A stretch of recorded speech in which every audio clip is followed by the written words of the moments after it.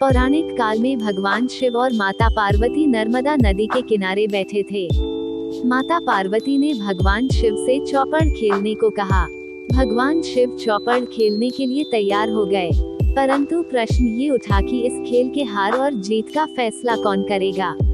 जिसके बाद भगवान शिव ने कुछ तिनकों को एकत्रित करके एक पुतला बनाया और उसमें प्राण प्रतिष्ठा डाल दी। फिर उस पुतले से कहा, बेटा, हम चौपड़ खेलना चाहते हैं, इसलिए तुमने हमें ये बताना कि हम दोनों में से कौन हारा है और कौन जीता है। इसके बाद भोलेनाथ और माँ पार्वती का चौपड़ का खेल शुरू हो गया। ये खेल 3 बार खेला गया और संयोग से माँ पार्वती तीनों बार खेल जीत गई।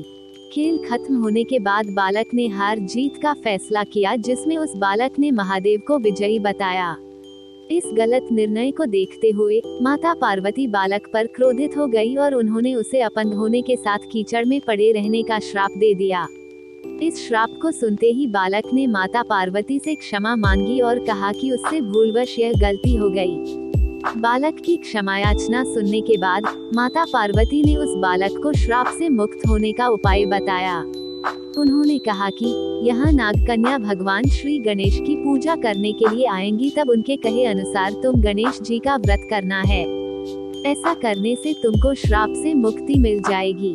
यह बताने के बाद शिव और पार्वती जी कैलाश पर्वत पर चले गए। 1 वर्ष तक वह बालक उस श्राप से प्रभावित रहा। वहाँ जब आखिरकार नागकन्या आई तो बालक ने उनसे गणेश चतुर्थी व्रत की विधि के बारे में पूछा। पूर्ण विधि के बारे में जानकर बालक ने भक्ति में लीन होकर 21 दिनों तक भगवान गणेश की आराधना की और व्रत किया। बालक की तपस्या को देखते हुए भगवान गणेश ने उसे दर्शन दिए और वरदान मांगने के लिए कहा।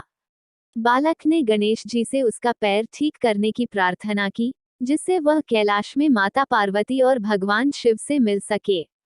गणेश जी ने उसकी मनोकामना पूरी करते हुए उसे स्वस्थ कर दिया। कैलाश पहुंचकर उस बालक ने शिव जी को जब इस व्रत के बारे में बताया तो उन्होंने भी माता पार्वती को मनाने और उनका क्रोध दूर करने के लिए यह व्रत किया। जब पार्वती जी को इस व्रत के महत्व के बारे में पता चला तो उन्होंने भी कार्तिकेय जी से मिलने की अपनी इच्छा को पूर्ण करने के लिए पूरे विधि विधान से इस व्रत को पूरा किया। इसके परिणाम स्वरूप व्रत के 21वें दिन कार्तिकेय जी माता पार्वती से मिलने आ पहुंचे। इस व्रत की महिमा को देखते हुए तब से लोग विनायक चतुर्थी का व्रत करते आ रहे हैं। इस व्रत को पूरी आस्था व श्रद्धा के साथ करने से सभी मनोकामनाएं पूर्ण होती हैं। बोलो श्री गणेश भगवान की जय।